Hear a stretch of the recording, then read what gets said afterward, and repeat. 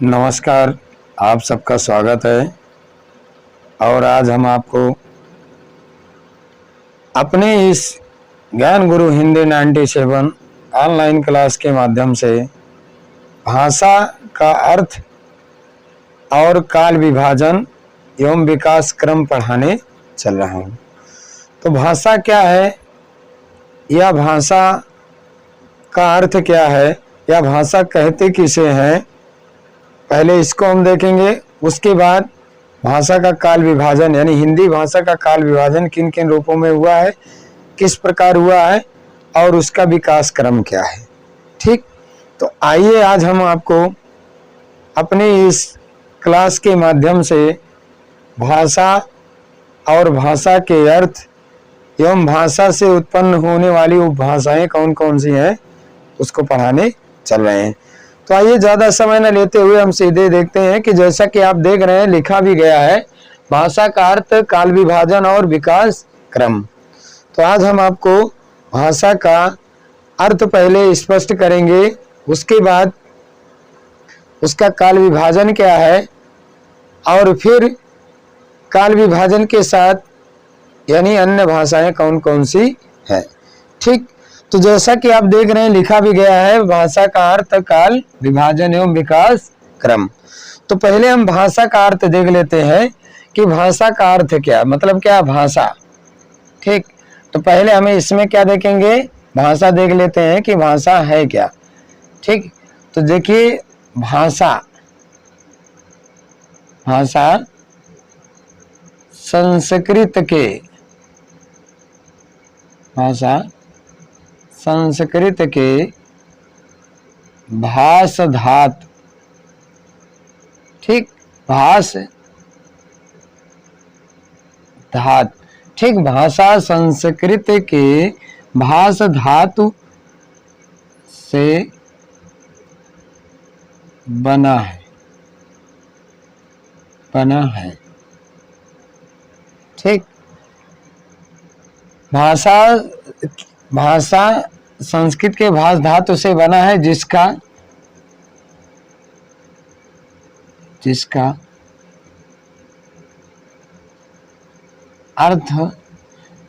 अर्थ है वाणी को व्यक्त करना, वाणी को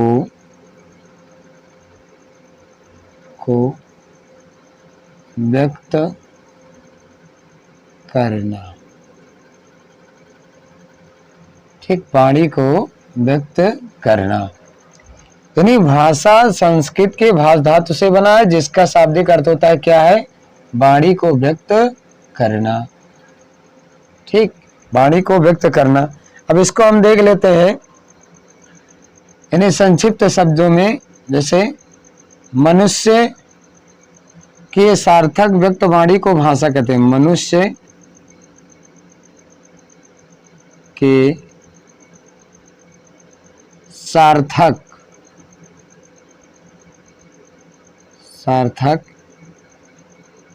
व्यक्त वाणी को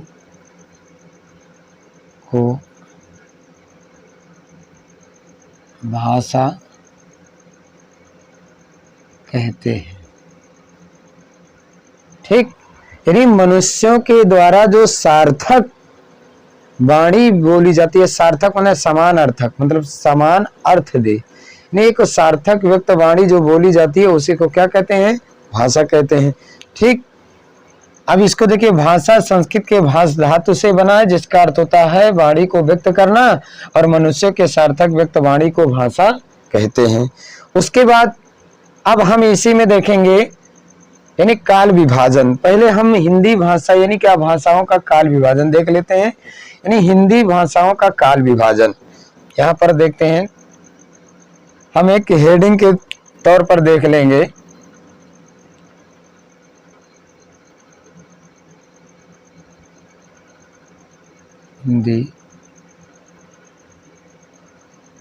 हिंदी भाषाओं का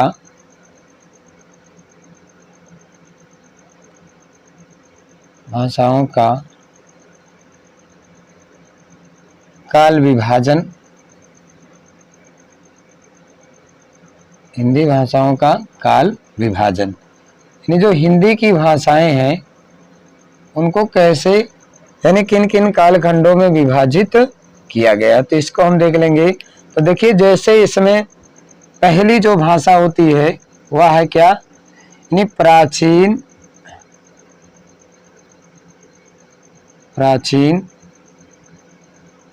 भारतीय आर्य भाषा। ठीक, अब ये कब से कब तक है, मतलब कि तो ये है यानी 1500 ईसा पूर्व से 1500 ईसा पूर्व से 500 ईसा पूर्व। ठीक, यानी क्या 1500 ईसा पूर्व। दूसरी फिर इसी में है वह क्या, मध्यकालीन आर्य भाषा, मतलब मध्यकालीन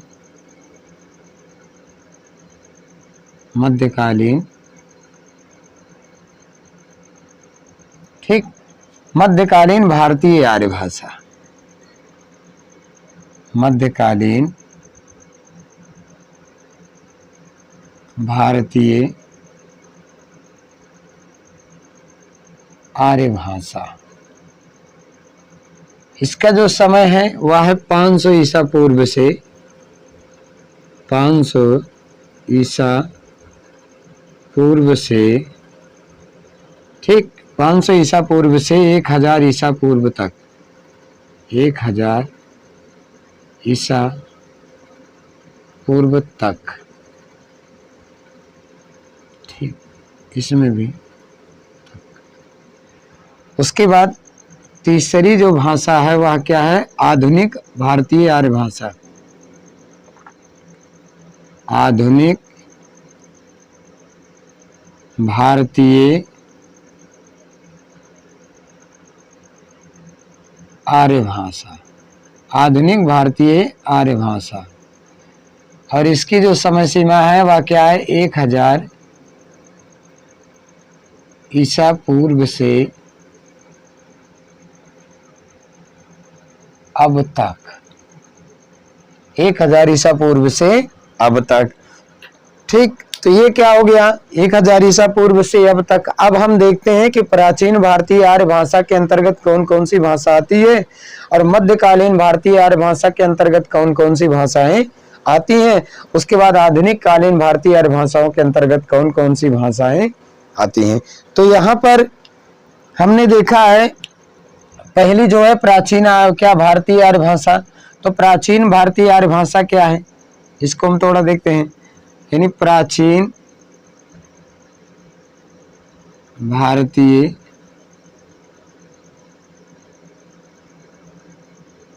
आर्य भाषा, प्राचीन भारतीय आर्य भाषा, इसके अंतर्गत यानी जो है प्राचीन भारतीय आर्य भाषा, यानी इसके अंतर्गत कौन सी भाषाएं आती हैं। तो इसके अंतर्गत जो है प्राचीन भारतीय आर्य भाषा के अंतर्गत आती है संस्कृत भाषा,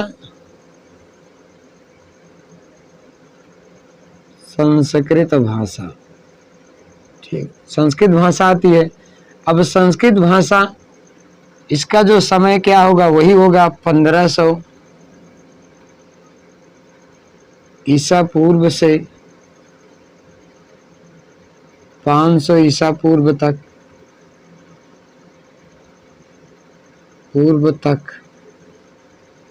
ठीक। अब इसको दो भागों में बांट दिया गया संस्कृत को।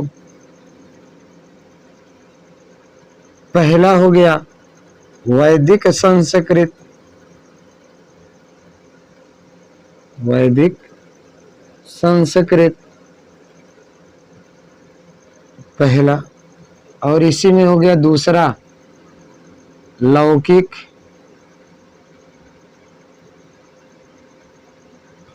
संस्कृत।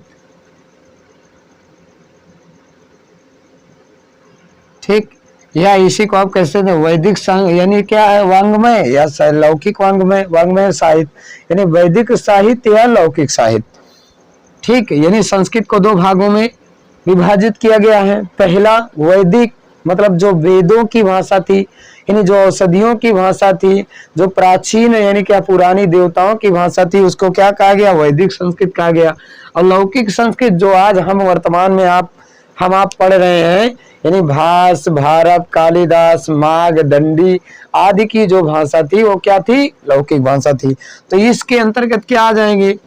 इसके अंतर्गत कौन कौन सी, यानी कौन कौन से, जैसे क्या है, माघ हो गए, उसके बाद दंडी हो गए, माघ की भाषा,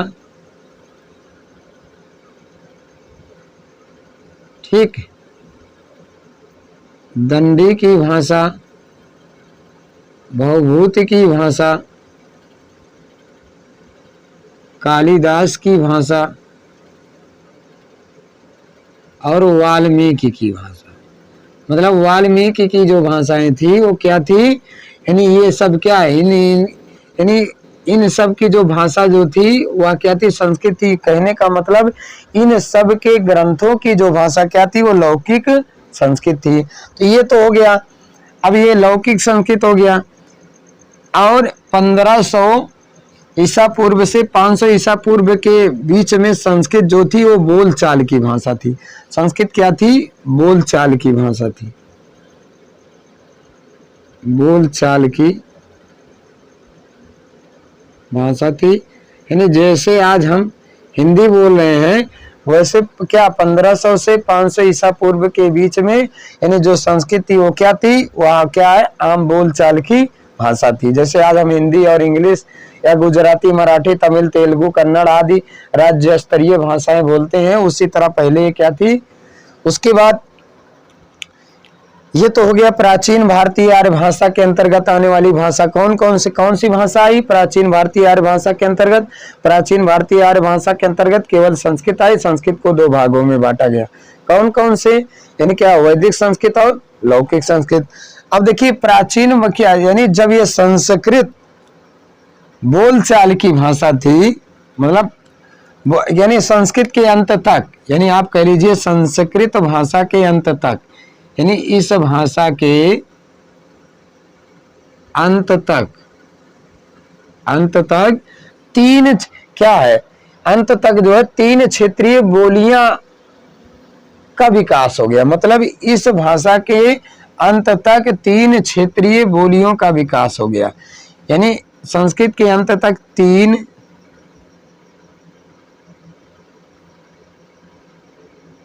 क्षेत्रीय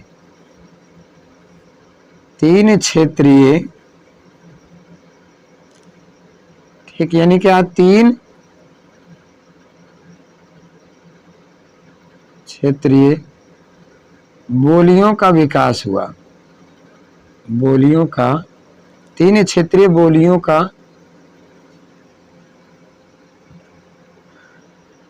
अब 3 क्षेत्रीय बोलियों का विकास हुआ। 3 क्षेत्रीय बोलियां कौन कौन सी थी? इसको भी हम इसी में देख लेते हैं। मतलब संस्कृत के अंत होते होते 3 क्षेत्रीय बोलियां विकसित हुई। तो पहली बोली क्या थी? पहली जो बोली थी वह थी क्या? पश्चिमोत्तरी। कौन सी थी? पश्चिमोत्तरी। दूसरी जो थी इसी में वह थी क्या? मध्य देशी। और तीसरी जो थी वह थी क्या? पूर्वी। ठीक, यानी तीसरी जो थी वो क्या थी? पूर्वी थी। तो ये तो हो गई प्राचीन भारतीय आर्य भाषा। अब हम देखेंगे मध्यकालीन भारतीय आर्य भाषा के अंतर्गत कौन कौन सी भाषा आ गई। यानी क्या प्राचीन भारतीय आर्य भाषा के अंतर्गत तो हमने देख लिया। अब देखेंगे हम मध्यकालीन भारतीय आर्य भाषा के अंतर्गत कौन कौन सी भाषाएं आई हैं। तो यहाँ पर तो देखिए इसको थोड़ा एक बार हम पहले रिवाइज कर लेते हैं। जैसे कि आज हम पढ़ रहे हैं भाषा का अर्थ, काल विभाजन एवं विकास क्रम। ठीक, तो यानी पहले हमने क्या देखा? यहाँ पर भाषा का अर्थ देखा। यानी भाषा का अर्थ हमने देखा। भाषा संस्कृत के भाष धातु से बना है, जिसका अर्थ होता है वाणी को व्यक्त करना। मनुष्य के सार्थक व्यक्त वाणी को भाषा कहते हैं। अब हिंदी भाषाओं का काल विभाजन, मतलब हिंदी भाषाओं का ये क्या है? प्राचीन हिंदी भाषाओं का काल विभाजन है।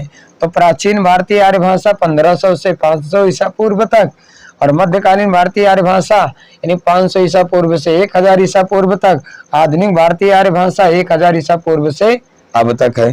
तो यदि यहाँ पर हमने देखा क्या, यहाँ पर हमने पहले क्या देखा, यानी पहले हमने देखा प्राचीन भारतीय आर्य भाषा, अब हम देखेंगे उसी क्रम में मध्यकालीन आर्य भाषा। ठीक, तो इसको थोड़ा मिटा रहे हैं। उसके बाद अब हम देखेंगे कि मध्यकालीन भारतीय आर्य भाषाओं के अंतर्गत कौन कौन सी भाषाएं आती हैं, इसको हम देखेंगे। ठीक, उसी क्रम में अब दूसरा जो है यानी वह क्या है, मध्यकालीन आर्य भाषा। मध्यकालीन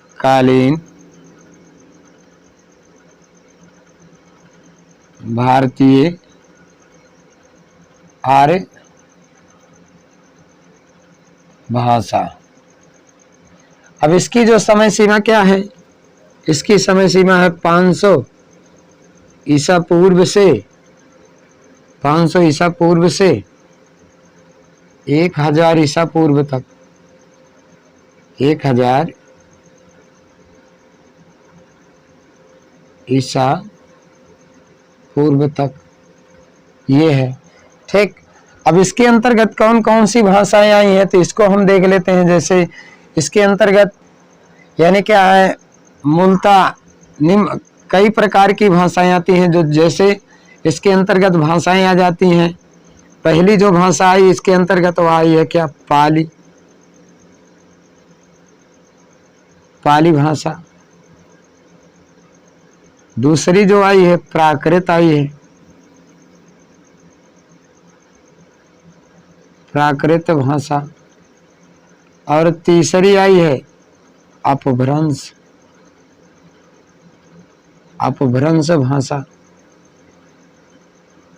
ठीक, अब पाली की समय सीमा हम देख लेते हैं, मतलब पाली भाषा।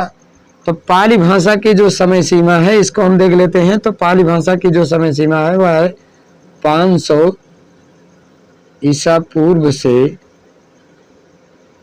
ठीक, 500 ईसा पूर्व से पहली ईस्वी तक। ठीक, पहली ईस्वी तक। उसके बाद फिर क्या, प्राकृतिक की जो क्या है, पहली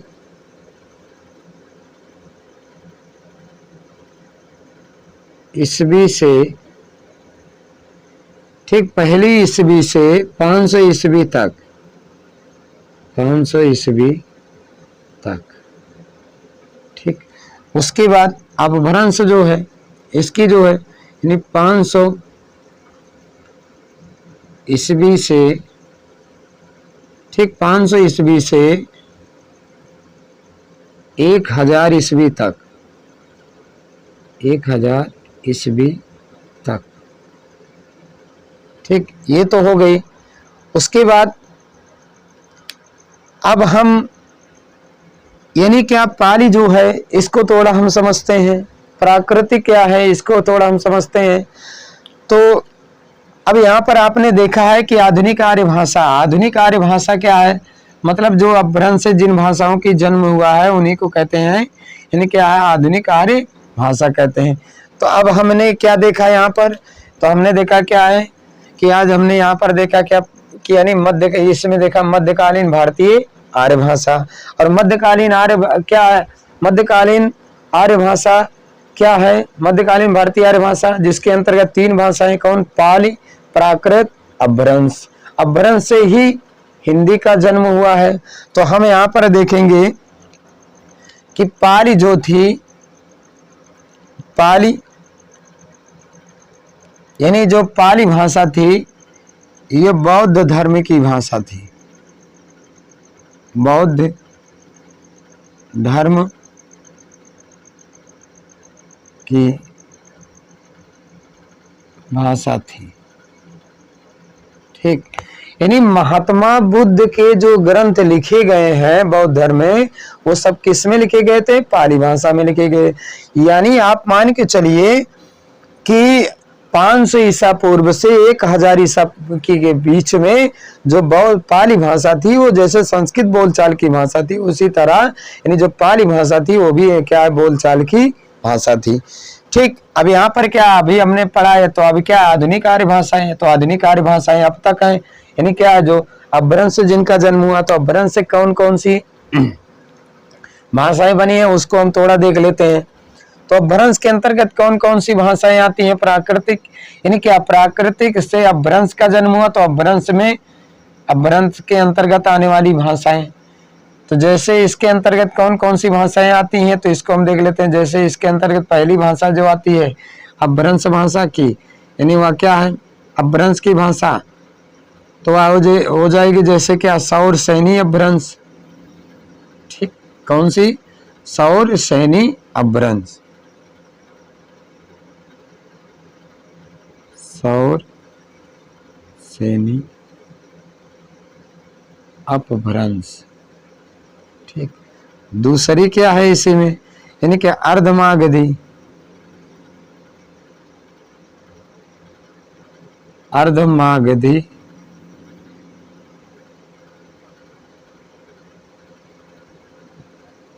अपभ्रंश। तीसरी इसी में है यानी खास अपभ्रंश,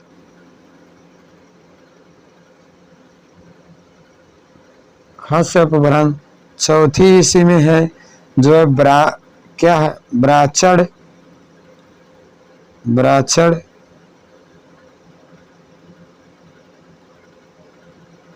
अपभ्रंश। और उसी में पांचवी जो है, पांचवी हम देख लेते हैं, तो यानी पैशाची,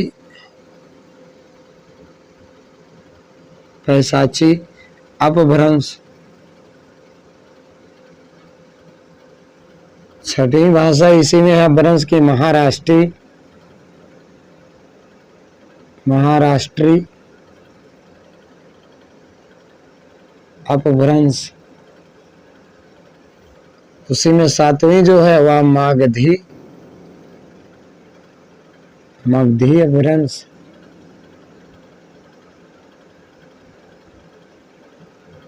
ठीक, तो आज यहाँ पर हमने देखा भाषा का अर्थ, काल विभाजन एवं विकास क्रम। तो भाषा का देखिए पहला विकास क्रम संस्कृत में, दूसरा विकास क्रम मध्यकालीन आर्य भाषा के, और उसमें 3 भाषाएं कौन, पाली, प्राकृतिक, अपभ्रंश। उसके बाद अपभ्रंश के बाद अपभ्रंश में कई भेद हो गए। ठीक, तो यहाँ पर हमने देखा क्या है, सौर सैनी अपभ्रंश, अर्धमागधी अपभ्रंश, खस अपभ्रंश, प्राचड़ अपभ्रंश, पैशाची अपभ्रंश, और उसके बाद क्या महाराष्ट्रीय अपभ्रंश हो गया। उसके बाद फिर क्या मागधी अपभ्रंश हो गया। तो हमने यहाँ पर देखा क्या है, की मध्यकालीन भारतीय आर्य भाषा, मध्यकालीन भारतीय आर्य भाषा को यानी जिसकी समय सीमा 500 ईसा पूर्व से 1000 ईसा पूर्व है, और इसके अंतर्गत 3 भाषाएं आती हैं। इसके अंतर्गत कितनी भाषाएं आती हैं? 3 भाषाएं आती हैं। कौन कौन सी? पहली है पाली, दूसरी है अपभ्रंश, प्राकृत, तीसरी है अपभ्रंश। उसके बाद अपभ्रंश है, तो अपभ्रंश भाषा, तो अपभ्रंश भाषा के अंतर्गत तो यहीं से देखिए सौर सैनी से ही अपभ्रंश के द्वारा ही हिंदी का जन्म होता है, यानी हिंदी भाषा का जन्म अपभ्रंश से हुआ है। ठीक, तब किस अपभ्रंश से हुआ है इसको हम अगले वीडियो क्लास में देखेंगे कि यानी किस अपभ्रंश से हिंदी भाषा का जन्म यानी हिंदी का जन्म हुआ है, या किस अपभ्रंश से हिंदी का जन्म माना जाता है। तो देखिए अपभ्रंश के कितने भेद हो गए, पहला हो गया सौर सैनी अपभ्रंश, दूसरा हो गया अर्धमागधी अपभ्रंश, तीसरा हो गया खस अपभ्रंश, चौथा हो गया क्या ब्राचड़, और पांचवा पैशाची, छठा महाराष्ट्री, और सातवां मागधी अपभ्रंश। तो यहाँ पर हमने क्या देखा, यानी भाषा के यानी इनका भाषाओं का विकास क्रम देखा है। अब हम अगले क्लास में यह देखेंगे कि अवधी यानी क्या अवधी का, खड़ी बोली का, छत्तीसगढ़ी का, बुंदेली का यानी क्या जो जन्म हुआ है, यानी किन भाषाओं के यानी किन उपभाषाओं के द्वारा बोलियों का और किन अपभ्रंश के द्वारा उपभाषाओं का जन्म हुआ है। तो इसको हम अपने अगले क्लास में देखेंगे। तो आज हमने इस क्लास में क्या देखा है? आज हमने इस क्लास में देखा है यानी भाषा का अर्थ, काल विभाजन एवं उनका विकास क्रम। तो अगले में हम देखेंगे अपभ्रंश से निकलने वाली भाषाएं एवं बोलियां। ठीक, धन्यवाद।